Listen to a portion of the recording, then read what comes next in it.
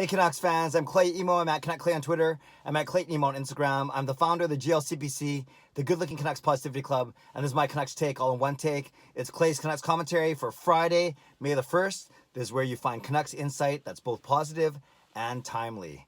Now today, I continue my Zoom chats, and this one, you may have seen the preview online last night. It's hilarious. It's Thomas Drance of The Athletic.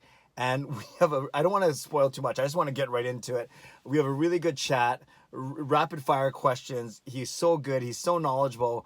But things go really funny when I basically tell him that how long I think it's going to take for the Canucks to be true Stanley Cup contenders. And it's a bit of a role reversal of sorts, if you know what I mean. So check it out. You may have seen this on Twitter last night as I leaked a bit of a sneak peek. But I hope you enjoyed this entire chat. But the last 10 minutes, it gets really, really fun. So enjoy this chat with Thomas Drance of The Athletic, and I'll check in with you on the other side.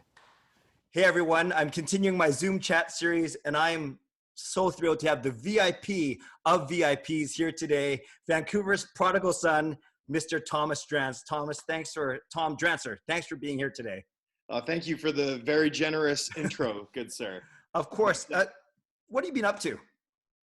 Grinding away, man. Yeah. I'm finding ways to stay busy. I think I had a lull in like week 2 to week 3 of this sort of new normal status where I struggled a little bit. I mean, I just wasn't used to being homebound in quite this manner.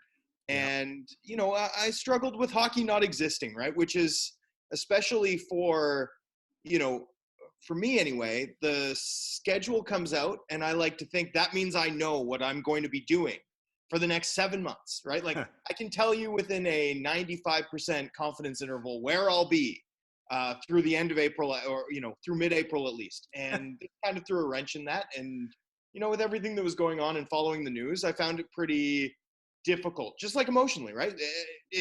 I struggled with it, but I've since kind of found that groove where I'm, you know, getting up in the morning, going for a walk, sitting down at my desk, working away, spending a lot of time on the phone, having interesting hockey conversations again. And, you know, I like doing that at the rink. I'll be grateful when I get to do that at the rink again. But I've kind of gotten in and found some enjoyment in the challenge of, you know, still finding interesting things to write about, even in this moment of pause for this sport we all, you know, love so much. Absolutely. And your content, I must say, has been off the charts on The Athletic. Kind, sir. No, it's true. I was an early VIP or early subscriber to The Athletic, and then was thrilled knowing that you're coming back and just Thanks, lending man. your voice. Yeah, I want to touch about a couple things. Biggest surprise that came out of you for your Vancouver Canucks fan survey? Oh boy. I mean, I think it was the high regard that the VIPs appear to have for the coaching staff. You know, 87% support, Travis Green extension this summer. And that's not just, we think he's doing a good job. That's, we think this guy should be the coach, you know, into Pettersson and Hughes hitting their primes. And so an 86% positive response for Green, even in this summer when, you know, you're going to go into an NHL offseason where the likes of Bruce Boudreau and Mike Babcock and Peter Laviolette and Gerard Gallant are all going to be free agents. But, you know, it seems that the work of the Canucks coaching staff is pretty highly regarded by our readers. And, you know, I think that's probably the right way to view it. But I was still surprised by just the extent to which, you know, that's been recognized and supported by, you know, the 2,100 fans who responded to our survey. Yeah, it's funny when you list out those coaches, Thomas. It's almost like there are bigger names on the free agent coaching market than there are on the ice, the players. There are for sure, at least 100%. There are. I mean, you know, and some of them will make roughly the same amount as some of the players. I mean, maybe not Pietrangelo, Taylor Hall money, but sort of the best of the rest class. Yeah, they're going to be right there. I love what you said about Travis Green. I read that survey with a lot of interest, obviously, and you guys did a wonderful job. 2,100 respondents is amazing. You just mentioned before we came on that your latest Vancast came out and you interviewed Travis Green, or at least you released it today. Is that correct? Yeah, we had a lengthy chat with Greener today. Look, I think it's really interesting. We talked about, you know, how his first 10 games as a professional hockey coach with the Utica Comets were all losses. What that meant for his career. He talked about Alexander McGillney being the greatest player he ever played with in his career. He talked about watching The Last Dance with keen interest from a coaching perspective. Talked a little bit about coaching in the pandemic, and then sort of just talked about looking back at the season and, his club's power play performance, Brock Besser, Quinn Hughes, Elias Pettersson, what they're building together. And look, I think it's a really interesting chat. He played ball. He was in a good mood. Awesome. He was, talkative, informative, candid. Really, it was a lot of fun to do, and I hope the fans enjoy it. That's really cool. And yeah, the Vancast is yet another thing I want to talk about, all the content on The Athletic. How's that been going for you? You have great chemistry with Jeff Patterson, obviously, and you're not trying to replicate what Jason Boshford had with Jeff Patterson. This is a new podcast with, has the spirit of Jason Boshford, of course, but you've quickly found your own voice. How's that been going for you overall, and what's the reception been like overall? A lot of fun and seems to be pretty positive. I think we have like a 4.8 rating on, Apple, and I assume that it's one of the hosts of the Rival Canucks podcasts who went in there and gave us a 3-star. So I'm not going to name names, Alex Auld, but I really didn't appreciate you taking a shot at your bald brethren. He's jealous of your haircut. Yeah. Yeah. No, look, Aldi's the best. It's been a lot of fun to do. J-Pat's obviously a character, and we have fun. Look, me and Jeff have always, as long as I've been covering the Canucks, when I'm at the rink, I've always had a good time laughing and, shooting the shit. I don't know if I can say that here, but just sort of, having. You just did, so it's fine. Yeah.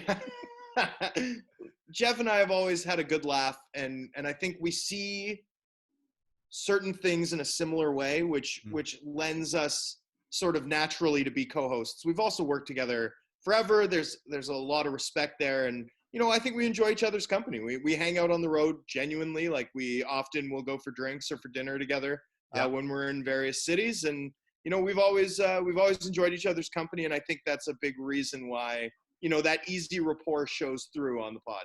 Yeah, no, the chemistry comes out loud and clear. And what's funny is Jeff Patterson, I was able to chat with him a couple of weeks ago. And one thing that I joked about is I can picture you, him, Patrick, Batch, all sitting there just waiting for those lines for the forwards to come out, and see you as the first guy to get out the line combinations at practice. That's like my favorite thing to watch on Twitter. I mean, Batch is the best at it. Batch is the best. Like, at the end of the day, if this was, the quick and the dead, right? Like, if this was an old Western, like this bleacher is only big enough for the one of us. Batch is the quickest draw in the West. It is what it is. It's fine. Yeah. We all have the things we're good at, and Batch, in addition to calling a hell of a game, he's the fastest line combination tweeter in the West. So it goes. That's awesome. I've been following with great interest to this Earth 2 playoffs, this statistical, projection of, and the Canucks finished 10-1-1 or something to end off the season? They went on a ridiculous run. I mean, up until the second round, I think they'd gone 15-1-1. Right. Which is pretty good. And at one point I did actually tell Travis Green about it, not on the podcast, but just privately.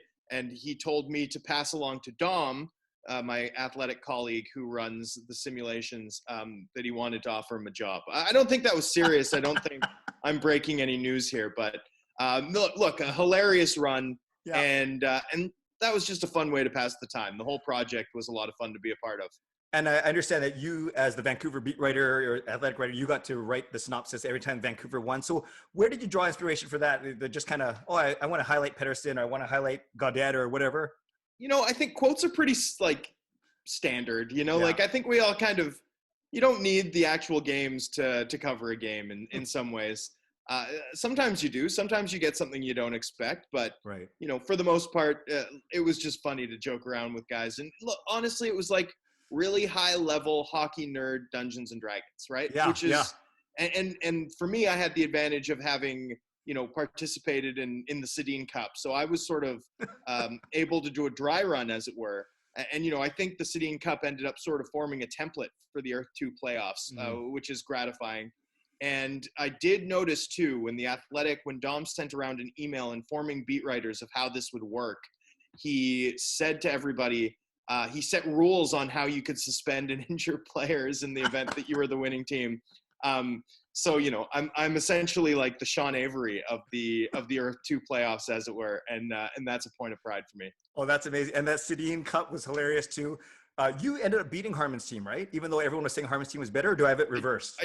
I did. Of course I won. Veteran savvy. Like, I don't know why everyone was so surprised. I knew. I had in the bag the whole time, even when I was down 3-1. It was obviously you built from the back end out, I think, on your team, right? 100%, and in goal. I had the two best players at the end of the day. I had the two best players. Like, of course, Luongo and Henrik Sedin. Okay, of course. Yeah. Let's go. Look, Harmon is a genius, right? Like, working with Harmon is a experience that instantly creates humility in anybody, because his nickname is well earned. Like, he is so smart, so adaptable, so hungry, so humble, such a lovely person too. Like, in addition to all of those qualities, like, he's actually a good guy, which makes it worse. I mean, it's just awful. But look, I wasn't going to lose to him. I love that competitive nature. And I'm really glad you brought up Harmon, because I want to talk about Dom as well, whose last name I can't pronounce. Can you? No? It's like a Polish consonant salad. Yeah, like C's, a lot of C's, a lot of Z's. Okay, there. Okay, it doesn't look like that, but that was well done. But because of Harm and the way he knows stats, because of the way Dom knows stats, and because of the way that you know stats, I do love all your approach. I love the way, Thomas, that analytics, advanced stats, yet you don't beat us over the head with it. And I think you're very respectful of the tone that you set, especially in the armies, which I'll talk about in a second. But what would you say to someone about, someone who's not on board with advanced stats yet, or, they're too complicated, or I just believe in the eye test. What would you say to a fan like that? Because I know there are a lot of those fans out there. Yeah, I mean, at the end of the day, so much of the numbers that I use anyway are just shot attempt differential. It's just shots. It's just shot at, like, it's counting. It's not, at the end of the day, it's a different way of taking notes and sorting information, and it's useful. In addition to that, it leads me to a lot of the same, like, I spend a lot of time talking to coaches and managers and scouts, people who are eye test people. Yeah. And at the end of the day, a lot of what a scout will notice in terms of, that player is not as good at picking a puck off the wall as they need to be, and as a result, this and this happens. Or, because they're not winning enough battles along the wall, they're not really a great defensive player. And it's like, I know that too, because of my on-ice metrics, because of my value in the on-ice metrics. So I actually find that the deeper I get in analytics, the more closely my opinions are aligned with those of old school hockey people. And the only sort of thing that, I think I have an edge on a lot of other people who are just watching the games on is just understanding regression. What's likely to be sustainable, what's likely to be unsustainable. Because of my awareness of on-ice shooting percentage, PDO, on-ice save percentage, and how those, short-term bursts of good fortune can bias an observer in terms of how they form their opinion on a player or a team. Yeah. And I'm hyper aware of that. And it's a huge edge for a storyteller, especially. Like, I think it's a huge edge for a gambler. I think it's a huge edge for a coach. It's a huge edge for a scout, a manager. But especially for a storyteller, it lets me, I think, anticipate, what's going to change in terms of consensus opinion. And so it's that understanding that lets me say stuff, when it seems nuts, like Quinn Hughes, his production lags behind Cale Makar's right now, but it's built on more sustainable ground, and that's probably going to narrow. He'll probably outscore him on a point per game basis over the rest of the season. And everyone's like, wow, that's a homer take. Like, that's insane. And I was right. And I wasn't just right by a little bit. I was right with a bullet. Right. And I couldn't shape that type of take without knowing what I know about the underlying metrics. So ultimately what I'd say is, if it's not for you, that's fine. There's no right or wrong way to be a fan. It's just that there are things you can learn that ultimately will, make you more informed about the sport that you're watching if you care to. Yeah. And at the end of the day too, what you're going to find is an opinion shared by the vast majority of intelligent hockey people around the league anyway. Well said. Thanks, Thomas. That's awesome. And one more athletic question: the armies, the famous post-game wrap-ups that Botchford started when he was over at the province, and you, Harmon, and White done such a good job. And I'll say this, and I've said it to the other two guys too. I think Harman's take is pretty cool, sometimes very statistical, analytical. Wyatt is a wonderful writer and very fun and pop culture references master. And I really think that you have the perfect blend of both. I think you can get into the analytics as we just did, or you can have some fun and just be a little goofy. And not saying the other two can't do the others, but together, the three of you bring a big mix. Was it hard for you guys to find that voice and that rotation, or has it been pretty lockstep right from the very start? The next time I'm having a bad day, let's just do another one of these Zoom chats. You're far too kind, good sir. Hey, man. GLCPC, Good Looking Canucks Positivity Club. I appreciate it. Look, it's great. And everyone should have an opportunity to do one of these Zoom chats with you, Clay, especially during this challenging time for everyone. Hey, just found my new promo for my channel. Thank you, Thomas. You're welcome. So look, the Armies was, one of the toughest things to launch and to shape, because we had such a deep respect, not just me and not just Harman and not just Wyatt and not just the three of us collectively, but our entire company for, the Athletes, what came before it, what we consider to be one of the most unique, towering achievements in the history of hockey journalism. And so rebooting that was a really difficult thing to talk about, decide, shape. And ultimately, what I liked about the way we did do it was the fact that it was collaborative, was that in its very name, it paid homage to the fact that the Athletes is irreplaceable, right? And that it was going to take a team. It was going to take all three of us. And, I think that, for my opinion, my personal opinion is Wyatt's is the best. Wyatt's is like a pure hit of what, that was designed to be. I think that, Harman, me and Wyatt all have different strengths, but I think we also all have a pretty similar view of engaging the fans and of creating a post-game story that's collaborative, and not just between the three of us, but between the readers too. That's community owned, essentially. It's more about giving Canucks fans a mirror to see themselves in than it is telling them what happened on the ice. And that's sort of the approach we've taken. And, the most fun that I've had is working with Wyatt or Harman on it as we've gone. Like, if the team's on the road and Wyatt's writing the, Armies, often I'll go into the room and I go into the room for Wyatt.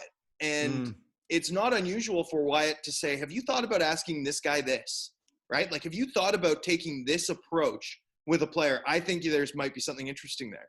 So I shuffle up to whatever guy and I'm like, oh, I'm running down this dumb angle, and I asked, and it's the best angle. The guy's like so into it. It's so sharp. And I'm just like, wow, Wyatt is a genius. And same goes with Harman. I wrote a ton of double byline ones with Harman. We had one with a big Mighty Mouse reference to Louis Eriksson in February. I think if you go back, the Mighty Mouse one that I wrote with Harman is probably my favorite Armies that I wrote anyway last year. And that was a complete team effort. That was just both of us working together. And so, for me anyway, it's about engaging with the community and engaging with my teammates. And that's been the most fun thing about it. And the fact that we've, been able to pay tribute to, something like the Athletes that came before it and do it in a way that feels honest and true to people. I think that was a big challenge. And it's something I'm really proud that we got right, in my opinion. Oh, well said, Thomas. And for those of you watching that have no clue what we're talking about Vancast or Armies or Earth 2, make sure you subscribe to The Athletic. It's Indeed. Yes. 90-day free trial going on right now just to get my plug in. Yeah, there. We didn't even plan that. Yeah. Can we chat for a few minutes about your experience in Florida, if that's cool? Absolutely. Of course. Awesome. So correct me if I'm wrong, 3 years as the VP Public Relations and Communications for the Panthers. Is that correct? I think it's like 2 years and 8 months, but yes. Okay, we'll go with that. Effectively, yes. Awesome. So you probably know this one's coming. Of course, there's a lot of angst here in October 2018 when a young defenseman named Matheson kind of put a choke slam on our Swedish, rookie sensation, Elias Pettersson. What was it like navigating that whole choke thing? Slam. Classic Canadian market hyperbole. My goodness. I was at a wedding reception that night. I believe that was a Saturday night game. If I don't know if you remember that, but it was, yeah. Yeah, I remember my phone blowing up. People say, "Hey, Clay, do you see what happened? Did a PD, blah, blah, blah." So just tell us something. I know you've told the story many times, but what's one interesting angle from that story that you saw from the Florida side? Oh, I mean, look, for me anyway, it's the overall takeaway that I have is when a player from a Canadian market gets injured, right? And I've seen this multiple times, right? Those marketplaces tend to vilify the person who injured the other player. And, the two sort of experiences that stick out to my mind that I dealt with were Mackenzie Weegar got in a fight with Byron Ritchie of the Montreal Canadiens, Mm-hmm. and Byron Ritchie got hurt. And the way that the Canadian media told the story, it was like Mackenzie Weegar, who is a 5'11" puck moving defenseman, right, was this like 6'7" degenerate who we kept in a cage and fed raw meat until puck drop, right? And it's just like, it's just not the case. And the story for Mike was essentially like that he'd snapped, right, and vengefully gone out of his way to hit Petey. Yeah. Look, it wasn't a good hit; it was a penalty. I mean, there's no question. And that said, Matheson's a really sharp guy. Mm-hmm. I don't think that was a retributive hit personally. And, I think that the abuse that Matheson took, especially on social media, was well over the top. So, that's kind of my perspective. I mean, hockey's a really dangerous sport. Hockey's a really physical sport. And unfortunately, players often get hurt when it occurs. And, one thing I did notice in my time in Florida is when the player who gets hurt is from a Canadian market, fans can go off in a pretty ruthless way. Yeah. And in a way that I think occasionally it would be worthwhile checking yourself before, tagging an athlete in a, tweet and threatening their family or wishing illness on their family or what have you. I mean, there are risks involved. There are bad hits. There are good people who make dumb plays. Like there's a lot of split-second decisions. And, I would just urge everyone watching hockey to bear that in mind and understand, sort of that there's nuance and more complicated things happening on an ice sheet than, black and white, good and evil, your team versus another team. There's also people who are playing these games and, just sometimes be a little bit kind, be a little bit empathetic, be a little bit calm. Mm-hmm. That would be sort of my advice there. No, thank you for answering that. And one more question about Florida. Is it the obvious? Like, what's the biggest difference between working, you're working for the team, granted, but working in Florida, covering that hockey team with that hockey team versus being in Vancouver? Or is it simply the obvious of the amount of attention? Well, so for me anyway, the big difference is I think about when every Wednesday when I was in Florida, the coach did a hit on, the ticket, 560 the ticket, which was the Broward County, sports talk radio station, right? The Panthers rights holder, the equivalent of 1040 or 650 up here. Mm-hmm.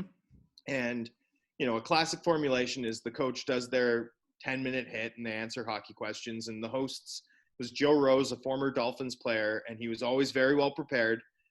Always managed to, ask actually informative questions and do his best. And then the coach would leave and they'd be like, boy, that problem with the Panthers defense, it's an awful lot like the Dolphins, lack of secondary, support. Like, man, they really need some secondary depth. That's why they'll draft a safety, right? Like the immediate pivot to the sport that's a touchstone for everyone locally. And I hear it here now when I turn it on the radio. And it's like, boy, that Whitecaps midfield, it's exactly the same problem that the Canucks have on the blue line. Like, man, they really need some more talent there. And it's like, it's the same thing. Like, it's the same thing about the premium team versus the team that, other fans struggle to relate to that, occurs in both. So I think more than anything, it's just that here hockey is the Dolphins and in Florida, the Dolphins are the Dolphins. That's ultimately the big difference that I notice. That's funny. Yeah, that's really cool answer because it's a difference, but you're saying the same thing. It's just the hockey team's on one side of the, kind of on the lever. Yeah, that's really, wow. I guess I'm just sensitive to the fact that when I was in Florida, everything the hockey team did was framed through the lens of the more popular franchise and team. Right. And now that I'm here and I cover, the premium sports offering in the market, at least in normal times, yes. I'm conscious of seeing how often that occurs, but just in hockey's benefit in a Canadian market. Oh, I love those kind of stories. Quite fascinating to me. So along that, covering the premium sports offering here, what's the biggest difference you've noticed in either the way the team is covered or maybe the way the fans react from when you left in 2017 to now 2020. What's been the biggest difference in the Vancouver sports landscape when it comes to the Canucks, either how they're covered or how fans are integrated or reacting? Yeah, it's a really interesting sort of question. Not one that I'd thought about before, really. I think that ultimately the biggest difference that I see is the youth of the current Canucks team and what that means in terms of how the players interact with fans in the digital space. You know, when I left this market to take the Panthers job back in 2017, and really I left the Toronto market, but I was still engaged with this franchise. The Instagram didn't even have a story feature, and now, like back then, player tweets were kind of the way that players interact with fans. And now it's like players have TikTok. Kevin Bieksa does TikTok dances with his daughter, like on a daily basis. Yeah. Hope for all middle-aged men around. Yes. Exactly. Yeah, right. Exactly. The way that players now engage with fans is more than anything visual. It's tactile. It's Instagram stories and on and on. And there's very few player tweets, especially I don't think there's an active tweeter among the Canucks really at the moment anyway. So that to me would be what I'd see as the main difference. It's that there's a different mode of direct communication that the players avail themselves of. And then obviously, back then it was the Twins and it was this team that was sort of declining, and there was, an eagerness for young quality players to embrace, right? And there was Bo Horvat, but there wasn't a whole lot. And now you look around and there's this core group that's already achieving elite results despite being pre-prime players at the ages of 20 and 21. And, I think that creates a different sense of, being able to get in on the ground floor of sort of watching these players who might be able to accomplish something pretty special together, potentially grow together. And so I think that's a secondary major difference as I see it. Yeah. Oh, so right. Younger players, more socially, more alert social media wise, and then fans then who are also younger feel more engaged right from the get-go. I think that's a really, really good point. That's how you grow a fan base, obviously. Yeah, right. Or maintain it as different sort of modes of communication emerge. Yeah, very good. Okay, a few more Canuck-centric questions for our last few minutes. We know that there are three big UFAs that we're always talking about: Jacob Markstrom, Tyler Toffoli, Chris Tanev. You had to put on your crystal hat, Mr. Drance. How many of those three guys are in a Canucks uniform next season? I'd guess two. I think it's a pretty significant priority for the Canucks to retain Markstrom. I think Toffoli's also someone they'd very much like to retain. So we'll see. I think I would guess two, and then, we'll see. I think ultimately that based on their cap situation and their need to upgrade on the blue line, I suspect Chris Tanev's ultimately a luxury piece that they're going to struggle to be able to afford. But, with the way this pandemic has thrown everything into doubt, especially the business of hockey, I could see it. Certainly Tanev's very well liked, not just by his teammates, but by anyone who's ever worked for, every goalie who's ever played for the Canucks, Chris Tanev's their favorite player. Yeah. It's the rule, because he blocks everything. It's crazy. But, I do think if there's a significant market for him this summer, that ultimately, he'll end up elsewhere. If Tanev leaves, Thomas, does that mean that Stetcher's coming back, or are they not necessarily linked? I don't think they're necessarily linked. I think it'll be more about the price point on Stetcher and whether the Canucks feel it's a worthwhile investment of limited cap resources to, have a third pair defenseman who ends up at 2.5 or so. Right. But okay.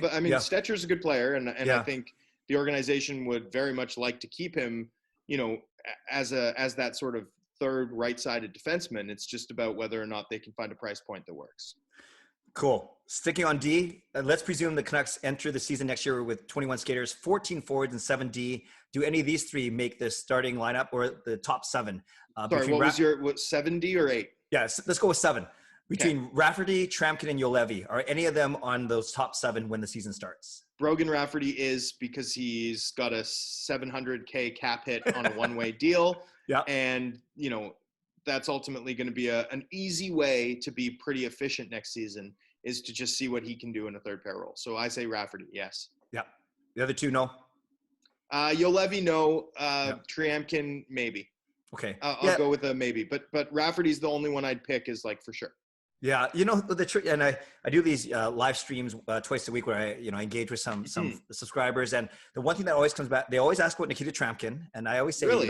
To me, yeah, he's not I didn't think he was that good, but he would max out to me as a third pairing guy. But they also say, they're quick to point out, if defense is our weakest part of the team, right? If we like our goaltending, we like our forwards, especially the top end, but there's not a lot of money to go out and get a good defender. Have you heard any rumblings that they're looking even for a mid-level replacement for like a Tanev Stetcher if those guys go? Like, do they have any money to spend if they're trying to get Markstrom to fully under contract? Well, I mean, it's going to be tight, but there's things you can do to create space. And I do think that the Canucks will try, whether via trade or through free agency and probably both, to fundamentally upgrade their blue line this summer. Very good. How far would you say the Canucks are away from being a true Stanley Cup contender? I would surmise 4 to 5 years. That's a long time. I know. It hurts me to say that. That's a long time, man. No, 4 to 5 years, like Pettersson will be 25, 26. Yeah, isn't that when they're in their prime? No, they're in their prime at 22. These are offensive players. No, first of all, this last year with them both in their ELCs, like this should be a year to pounce. I don't know that they're going to have the cap flexibility to take advantage of that opportunity. Yep. So you're probably right. It's probably a year or two to upgrade their blue line to the point where upgrade their blue line and upgrade their bottom six, to the point where and maintain there's a lot of work to do. I'd say you got to be competing pretty credibly, certainly next season, but absolutely the year after that.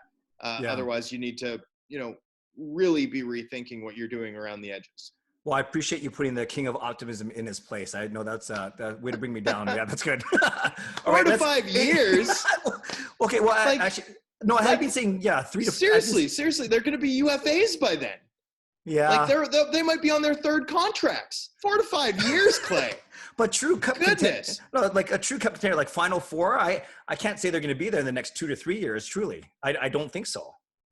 You got to be. You got to find a way to be when you have a core this good. Like 4 to 5 years, Brock Besser's going to be 28 years old. Okay. Like, my goodness. When you put it that way. Tyler Myers' contract's going to expire. Like, what are we talking about? 4 to 5 years, man. Holy cow. 4 to 5. There's a team that, like, the Ottawa Senators are going to be good in 4 to 5 years. Like 4 to 5 years is a realistic timeline for a team starting their rebuild now. 4 to 5 years. Holy cow, man. Hey, remember what I said about you are way too patient. You're way too kind, man. 4 to 5 years. Mind-blowing. I'm blown away. I'm honestly blown away, man. Remember what I said about that YouTube channel trailer? I'll use the first part, not this part. Yeah, that's fine. Okay, to wrap up, last 3 or 4 minutes, really quickly, it's what I call my 6-pack. You can answer these as long or as short as you want. Sounds but good. 3 Canucks related and 3 not Canucks related. Number 1, are you an extrovert or are you an introvert? I'm an extrovert. Fully? Fully. How about your wife? She vacillates. She's an extrovert, but less so than I am. Okay. But no problem making friends, going out. Awesome. Number 2, if you could only pick one, who's going to be more important to the Canucks going forward, Pettersson or Hughes? Elias Pettersson, build through the middle. Number 1 centerman, matters most at the end of the day. I will say, Thomas, in 6 people that have answered this, you're the first person to go with PD. That's because PD's somehow become underrated. Like after 18 months of the most claustrophobic hype, for some reason, the product of JT Miller, Markstrom, and Quinn Hughes' electric rookie season has caused the market to sleep on, a true number 1 centerman who's 21 years old and a point per game player on his first 2 years in the NHL. Exactly. Mind-blowing. Leading the Canucks to cup contention in just 2 years, not 5. Who said that? That guy's an idiot. Yeah. No, look, I'm not saying they get there. I'm saying they need to figure it out. Right, like, you can't wait forever. 5 years, man. Holy cow. 5 years. And you're just like, that's fine. 5 years. No. So for clarification, you've got to improve fast. No, I agree. But I was saying that's how long I want them to take, but I think realistic, that's how long it could take. Maybe that's a bad way of putting it. No, it could take that long, but like that's not acceptable. You know, Yes. like No, this team can't be judged on 4 to 5 years. Like, man, that's like me by being like, I'll be right over, Clay. I'm going to take the long way. I'll be there in 4 to 5 hours. It's like we live 20 minutes apart, man. You know, you can't. That would be too long a road. You know, and you think about what you need, right? Here's the way to think about it. You don't win a cup necessarily on your first chance with an elite team. Like, it takes time.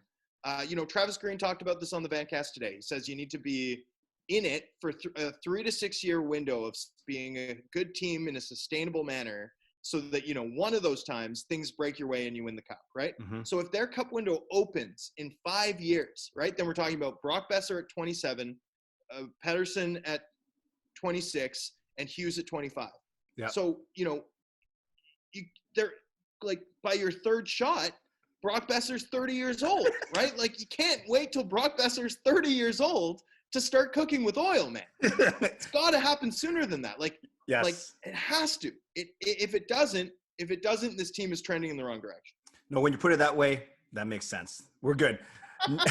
Number 3. I'm not actually mad. I just want to be very clear. Like, I'm mostly just having a laugh. No, I love it. Netflix. But 5 years, like, holy cow, man. Netflix or Disney Plus? I'm a Netflix guy. Actually, Netflix is like my favorite streaming service. I always find something good on it. I'm a huge Netflix guy. I don't have Disney Plus yet, though. I'd love to get it. I'm a big MCU guy. Yes. I recently rewatched Avengers Endgame and Infinity Wars, and got me pumped. Like, I didn't even like Endgame the first time I saw it, and watched it again, and it slaps. Awesome. Final 3 questions. Yeah. Actually, it's kind of fitting given what you released today. If you could have dinner with one of the 3 guys, who would it be? Travis Green, Jim Benning, or Francesco Aquilini? Well, I mean, I know Francesco the least well, right? Like, Jim and Travis I can call. Mm-hmm. Francesco I don't know, so I'd most like to have dinner with Francesco, just because then I'd have an opportunity to build a relationship. You could give him some Twitter consulting, maybe. Total. No, he doesn't need that. Guy drops bombs, man. It's amazing. No. He's good. All right, number 5 of the 6-pack. So smooth. Are you an early bird or are you a night owl? I'm both, to be totally honest with you. I'm just not a big sleeper. Yeah. I'm like a bed at 1:30, up at 6:30 sort of guy. Yeah. That's impressive. And that's why I'm so productive. Clive. Yeah, no, you're a machine. And lastly, who is the next player to go up into the Ring of Honor, in your opinion?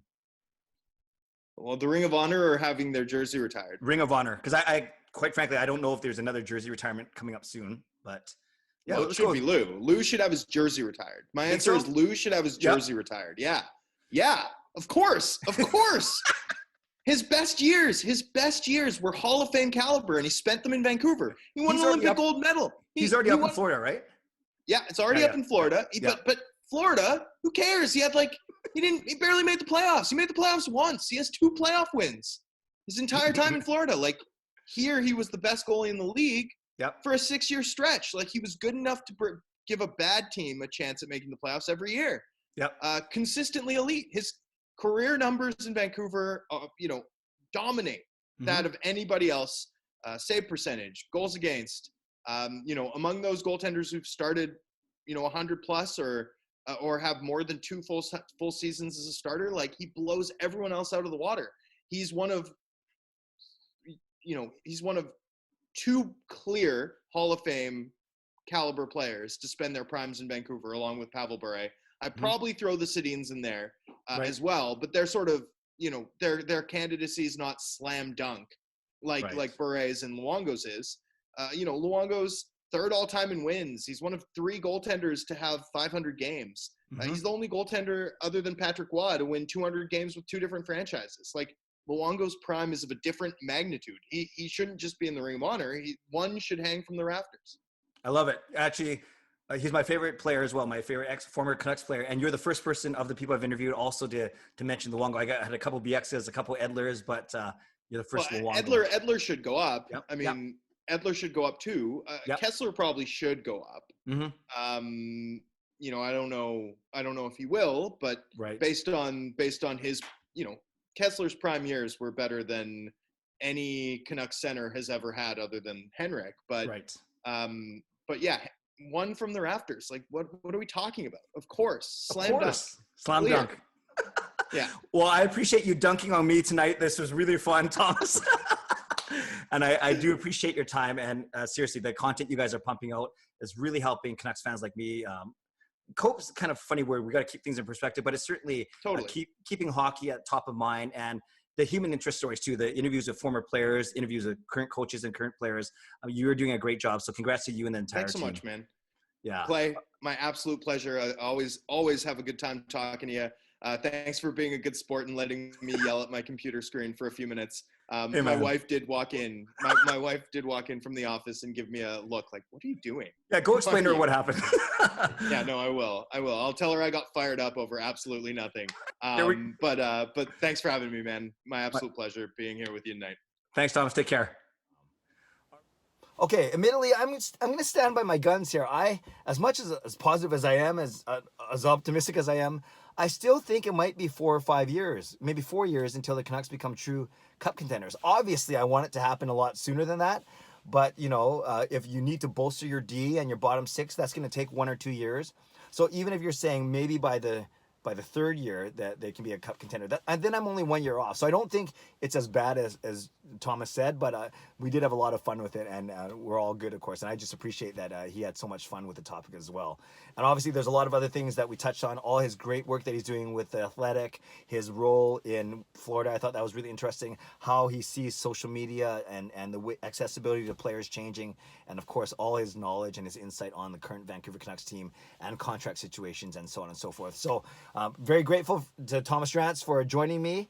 And I hope that you enjoyed that as well. Leave a comment below. I guess my question of the day today is simply, how long do you think it is in years before the Vancouver Canucks become bona fide Cup contenders? And to me, my definition was Final Four, right? Getting out of the division. And when you put it like that, you could say, well, that could happen as early as this season or next season, which is true.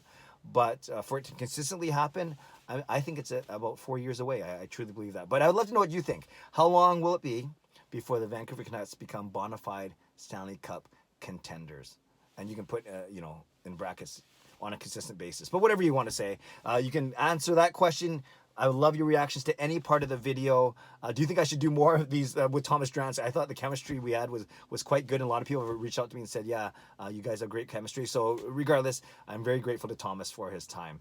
And for me, last thing, I'm writing a final tonight. It's my final for one of my courses in my master's out of the Gustin Institute in Denver. So I'm excited to get that done, get in the rearview mirror, and then I'm going to take a break for the summer and focus on family, on fitness, and on this channel. So I'm looking forward to that as well. So wish me luck. Thank you very much for that wish.